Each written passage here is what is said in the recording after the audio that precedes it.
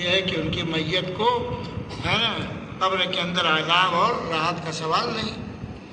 تو قبر کے اندر یا تو راحت یا تو عذاب، قبر کے اندر یا تو راحت یا عذاب.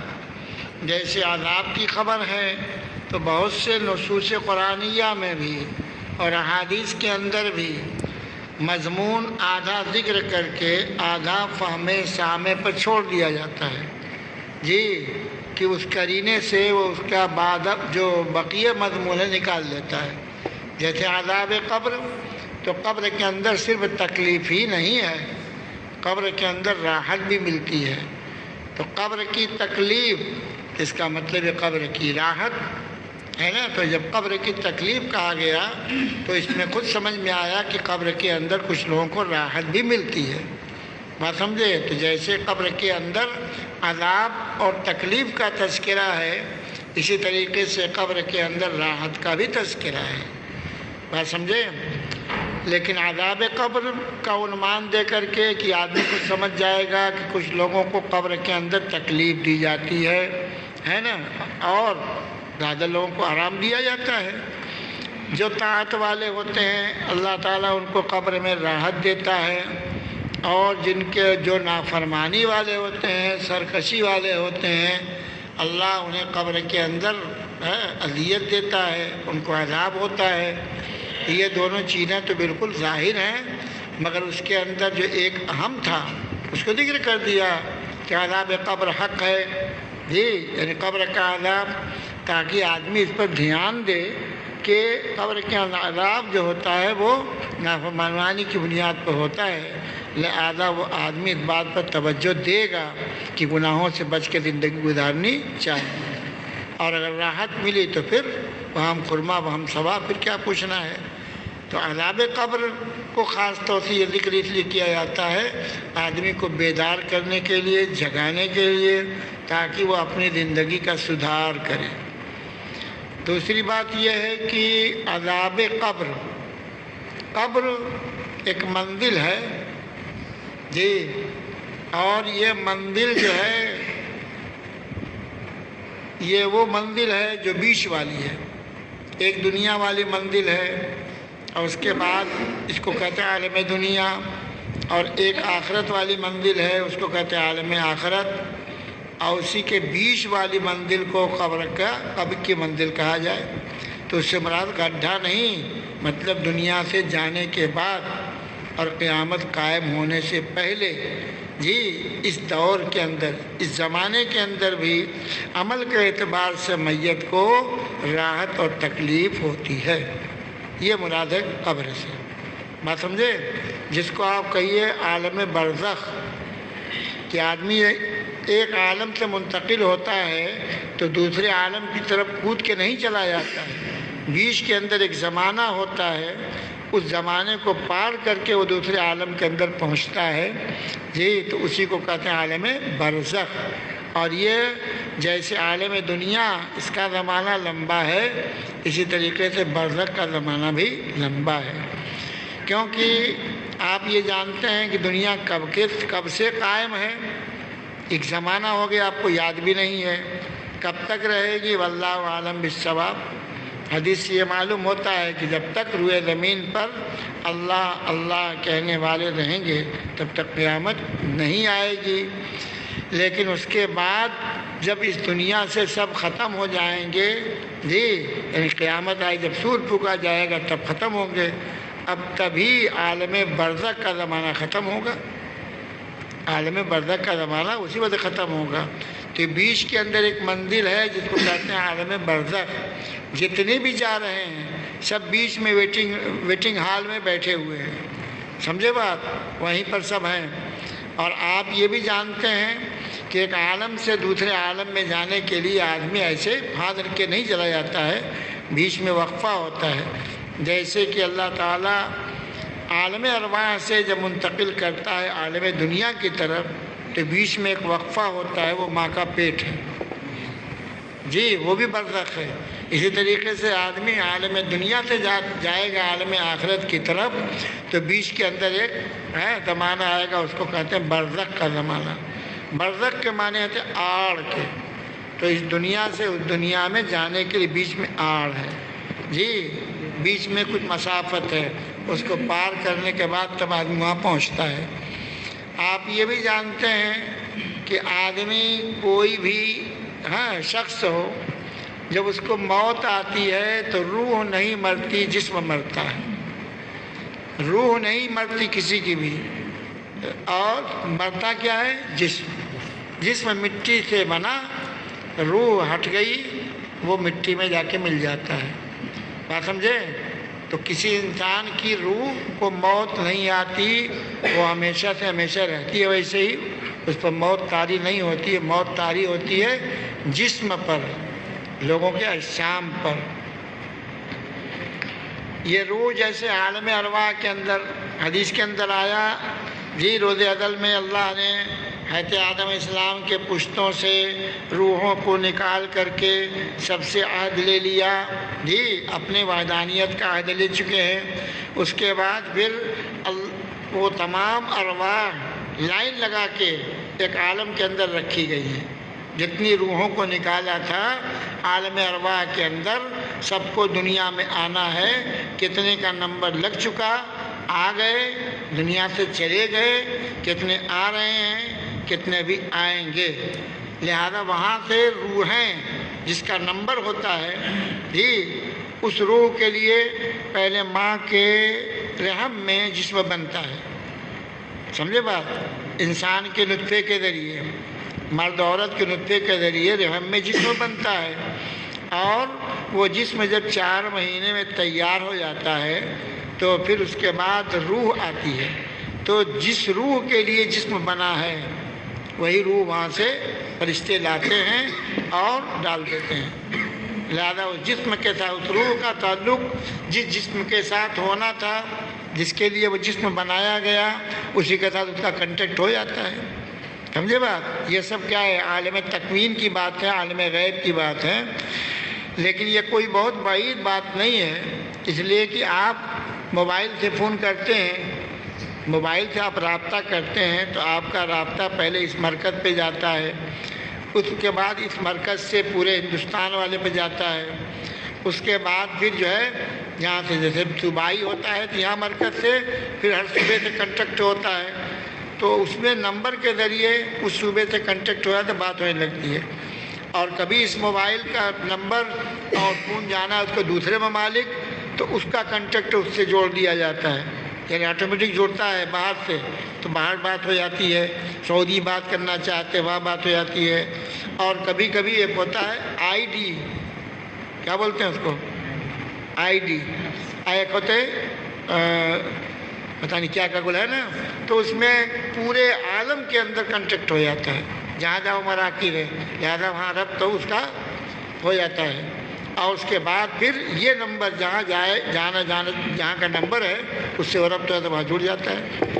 ایسے ہی ماں کے بدن میں، ماں کے رحم کے اندر جسم تیار ہوتا ہے، اور اس کے بعد جو جس روح کے لیے جسم بنایا گیا ہے وہ روح اس میں پہنا دی جاتی ہے۔ سمجھے بات؟ اور چونکہ اس عالم دنیا میں اس کو آنا ہے، عالم دنیا کی آب و ہوا راس کرنے کے لیے پہلے 4 مہینہ وہاں ٹریننگ ہوتی ہے، ماں کے پیٹ میں ٹریننگ ہوتی ہے، تاکہ وہاں کی یہاں کی آب و ہوا برداشت کر سکے، اس لیے اللہ تعالیٰ روح کے بعد 4 مہینہ اس میں رکھتے ہیں، اور جب قاعدے سے اس کی ٹریننگ ہو جاتی ہے، اس لائق ہو جاتا ہے، تو پھر عالم دنیا کے اندر وہ آتا ہے جی۔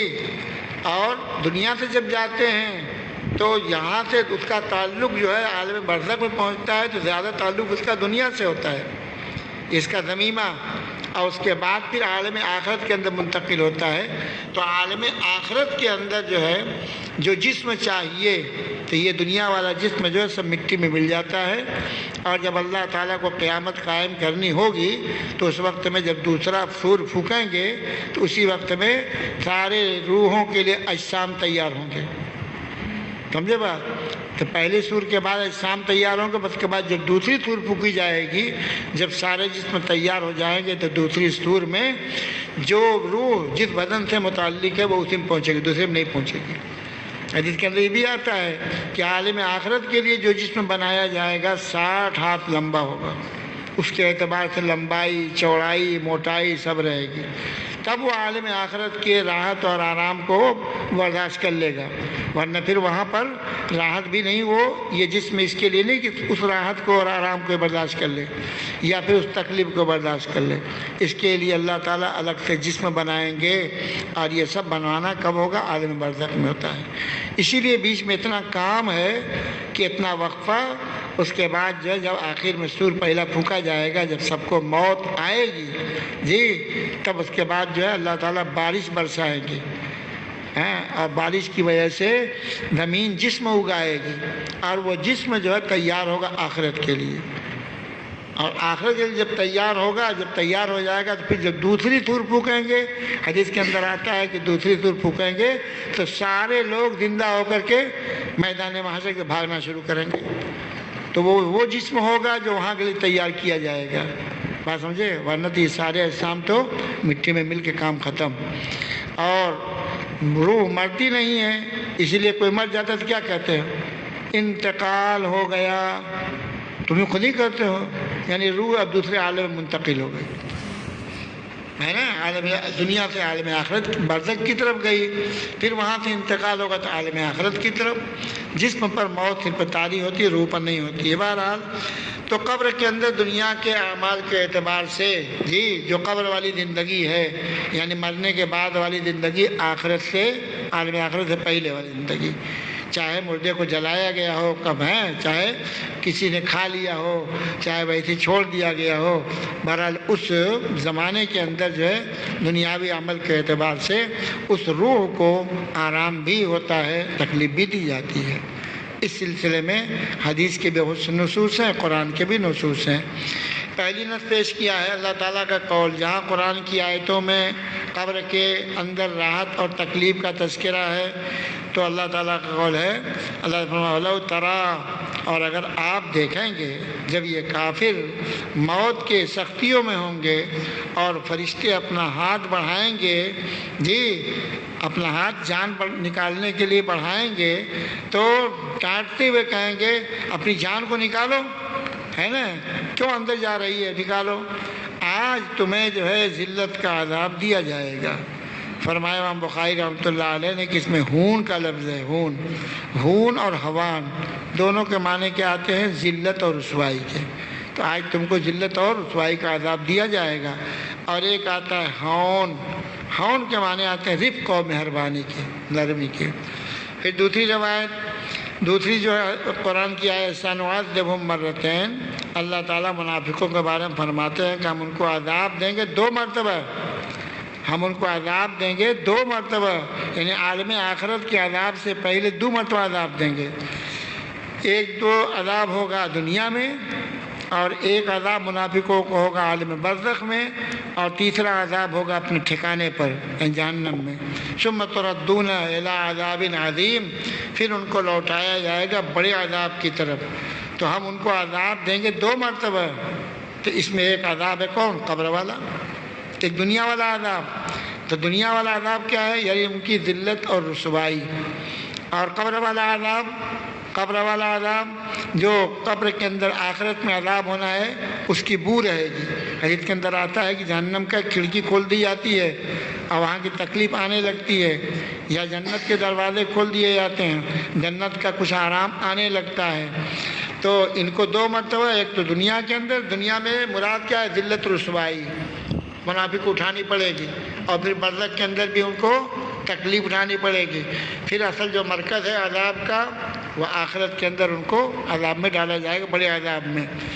تو ایک مرتبہ نبی کریم صلی اللہ علیہ وسلم منبر پر کھڑے ہوئے، اور کھڑے ہو کر کے آپ نے جو ہے 36 لوگوں کا نام ذکر کیا، اور اس کے بعد کہا، یعنی 36 منافقوں کا نام ذکر کیا۔ جب اللہ کی طرف سے باقاعدہ منافقوں کا نام کھول دیا گیا تو منبر نبوی سے 36 کا نام لے کر کے پکارا، اور اس کے بعد کہا کہ تم لوگ منافق ہو، نکل جاؤ یہاں سے۔ تو بعد میں جو نفاق کھولا گیا، بات سمجھے نا؟ تو اب یہ ذلت و رسوائی سب کے سامنے ہوئی کہ نہیں ہوئی؟ اب 36 کا نام لیا گیا جو سب مل کے اسی میں رہتے تھے، اپنے کو مسلمان ظاہر کرتے تھے، مگر اس مجمع میں سب رسوا ہوئے۔ تو یہ ہے دنیا والا ان پر عذاب۔ تو 2 مرتبہ میں ایک دنیا والا اور ایک برزخ والا۔ پھر آگے فرمایا ہے کہ وَحَاقَ بِآلِ فِرْعَوْنَ، اور گھیر لے گا فرعونیوں کو سخت عذاب، برا عذاب، اور ان فرعونیوں پر جہنم پیش کی جائے گی صبح و شام۔ کب؟ یہ صبح و شام ٹھکانہ جو پیش کیا جاتا ہے یہ برزخ کا زمانہ ہے۔ آپ کا ٹھکانہ جو ہونا ہے وہ ٹھکانہ تو بعد میں ملے گا، مگر اس دنیا سے جانے کے بعد جو ایام ہیں اس کے اندر آپ اپنا ٹھکانہ روزانہ صبح و شام سامنے آئے گا۔ بات سمجھے نا؟ ہر ایک کے سامنے، اس میں کسی کی تخصیص نہیں ہے۔ تو جہنم پیش کی جائے گی صبح و شام، اور جس دن قیامت قائم ہوگی تب تو فرشتوں سے کہا جائے گا ان کو، فرعونیوں کو سخت عذاب میں داخل کرو، یعنی اب اس کا جو اصل ٹھکانہ ہے وہاں پر ان کو داخل کر دو۔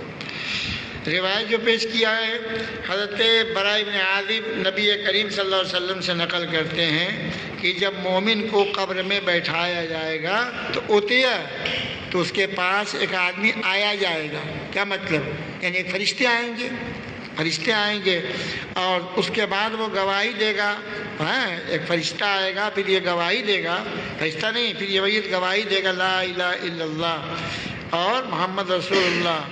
تو حضور نے فرمایا ایک فضائل کا قول ہو، یہی اللہ کا فرمان ہے نا، یثبت اللہ الذین آمنوا بالقول الثابت بالحیات الدنیا، کا مطلب یہی ہے کہ جو فرشتہ آئے گا اور ان کے سامنے یہ مردہ گواہی دے گا، کیا؟ کہ اللہ کے سوا کوئی معبود نہیں، آپ کی رسالت کی گواہی دے گا۔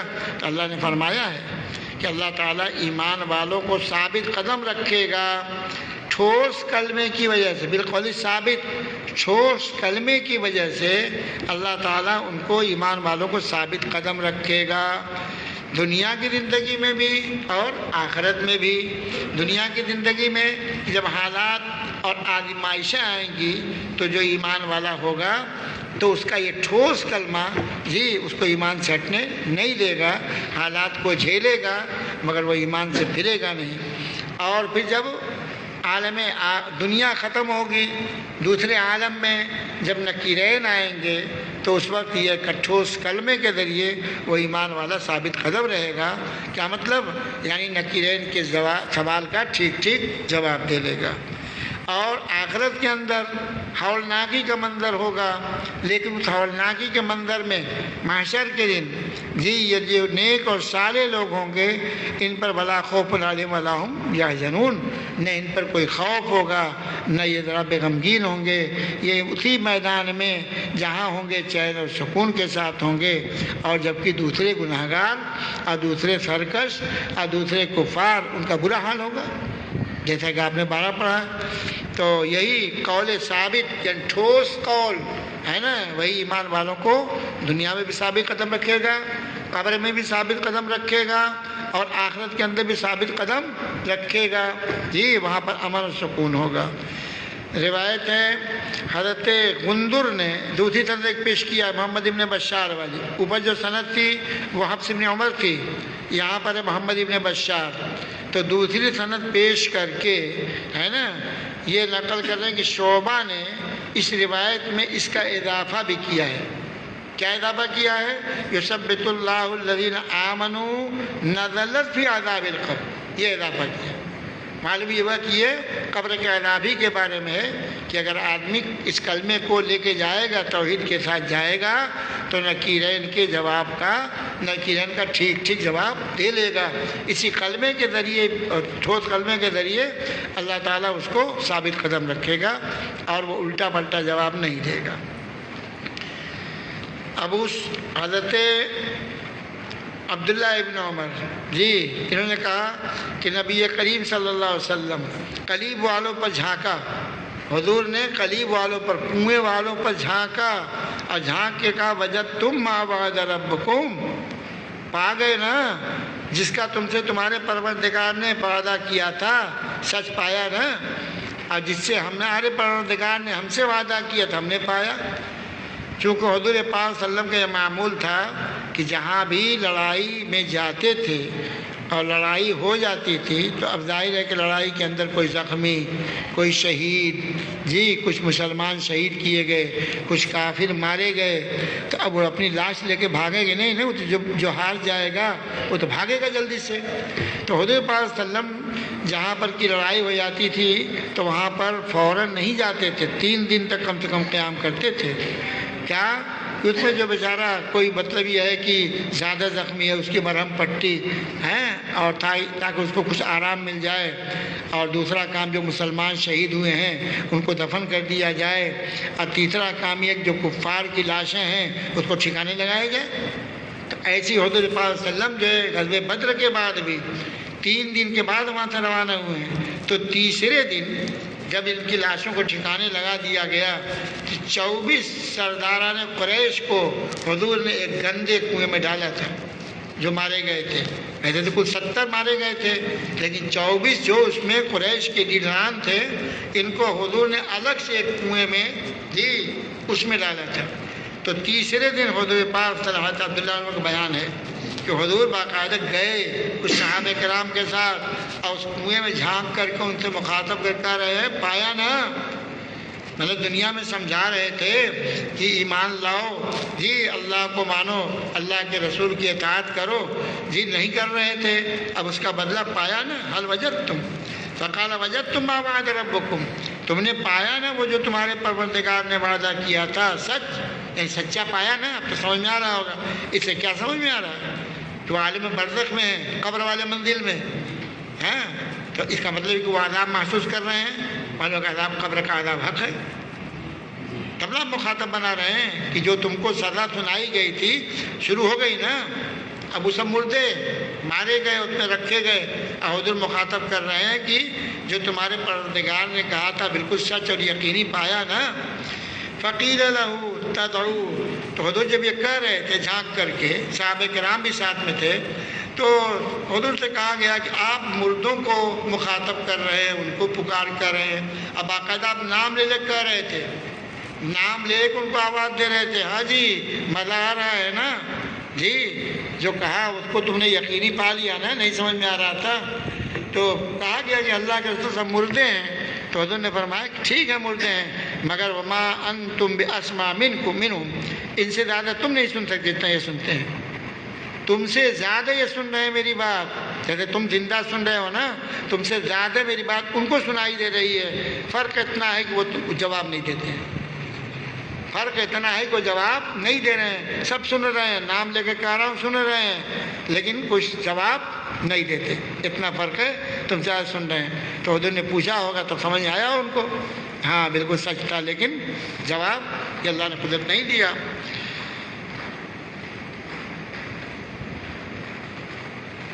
پھر روایت ہے حضرت عائشہ کی، حضرت عائشہ فرماتی ہیں کہ نبی کریم صلی اللہ علیہ وسلم نے فرمایا انہم لیعلمون الآن، یعنی اسی واقعے کو حضرت عائشہ نے یوں بیان کیا کہ حضور جب کہہ رہے تھے مخاطب بنا کر کے، تو وہ لوگ اس وقت یقین کے ساتھ جانتے ہیں اس بات کو، جی ما کنت اقول لہم، جو بات میں ان سے کہتا ہوں۔ حضرت عائشہ یہ نقل کر رہے ہیں کہ حضور نے یہ فرمایا تھا کہ میں جو بات اس وقت ان سے کر رہا ہوں نا، وہ یقین کے ساتھ جانتے ہیں جو بات میں ان سے کر رہا ہوں کہ حق ہے۔ وقال اللہ نے فرمایا انک لا تسمع الموتى، بے شک آپ مردوں کو نہیں سنا سکتے۔ آگے روایت حضرت عائشہ کہ ایک یہودیہ تھی، بھیک مانگنے آئی تھی، سمجھے بات، ایک یہودیہ بھیک مانگنے آئی، حضرت عائشہ کے پاس آئی، تو حضرت عائشہ نے، بیچاری مانگ رہی تھی کچھ، حضرت عائشہ نے اس کو بھیک دے دیا۔ جب کچھ دے دیا تو جب فقیر بیچارے کچھ پا جاتے دعا دیتے کہ نہیں؟ بولنا فقیر کو دے دے گا دعا دے گا نا، تو آپ دے دیتے دعا دیتا ہے وہ، تو اس نے دعا دیا، حضرت عائشہ کو دعا دیا، کیا کہا کہ اللہ تم کو قبر کے عذاب سے بچائے، اللہ تم کو قبر کے، یہ دعا دیا۔ تو فذکرت عذاب القبر، اس نے تذکرہ کیا عذاب قبر کا، اور حضرت عائشہ کو یہ دعا دیا، کہا اعاذک اللہ من عذاب القبر، اللہ تمہیں قبر کے عذاب سے بچائے۔ حضرت عائشہ نے کبھی قبر کا عذاب سنا نہیں تھا، سمجھے بات؟ تو حضرت عائشہ نے حضور سے پوچھا، جب حضور آئے تو عذاب قبر کے بارے میں پوچھا، کہا ہاں بالکل عذاب القبر حق، ہاں قبر کا عذاب حق ہے۔ تو حضرت عائشہ کہتی ہے کہ اس کے بعد میں نے دیکھا نہیں رسول اللہ صلی اللہ علیہ وسلم کو اس کے بعد کبھی بھی نماز پڑھی ہو مگر عذاب قبر سے پناہ مانگتے تھے، عذاب قبر سے پناہ مانگتے تھے۔ غندر نے عذاب القبر حق کا اضافہ کیا ہے، بات سمجھے؟ اب یہاں پر اس کے بعد حضور صلی اللہ علیہ وسلم برابر نمازوں میں ضرور نماز کے بعد عذاب قبر سے پناہ مانگتے تھے۔ حضرت عائشہ کے سوال سے یہ سمجھ میں آ گیا نا کہ عذاب قبر کو بہت سے لوگ نہیں جانتے، لہذا اب اس کو تو چھیڑنا چاہیے تاکہ امت کو بتانا چاہیے، اس لیے امت کی تعلیم کے لیے آپ نے کیا کیا، ہر نماز کے بعد عام طور سے عذاب قبر کی پناہ مانگتے دعا کرتے تھے۔ بات سمجھے؟ اسی مسئلے سے اس سے پہلے اس وقت حضور کی توجہ ہوئی کہ لگتا ہے کہ لوگ عذاب قبر کو نہیں جانتے، تاکہ اب لوگ جان جائیں گے۔ حضرت عروہ بن زبیر انہیں اسماء بنت ابی بکر سنا، اسماء بنت بکر کہتی ہے کہ حضور خطبہ دینے کے لیے کھڑے ہوئے، ایک مرتبہ حضور تقریر کرنے کے لیے کھڑے ہوئے، آپ نے قبر کی آزمائش کا بھی تذکرہ کیا جس میں آدمی کو آزمایا جائے گا، یعنی مرنے کے بعد قبر کے اندر آدمی پر معلوم نہیں کس طرح کے حالات ہوں گے، آزمائشوں کے اندر مبتلا ہوگا، آزمائش امتحان میں کامیاب ہوگا، اس کے بعد تب راحت ملے گی۔ تو حضور یہ تذکرہ کر رہے تھے اس کی قبر کے اس آزمائش کا جس میں آدمی کو آزمائش آئے گا۔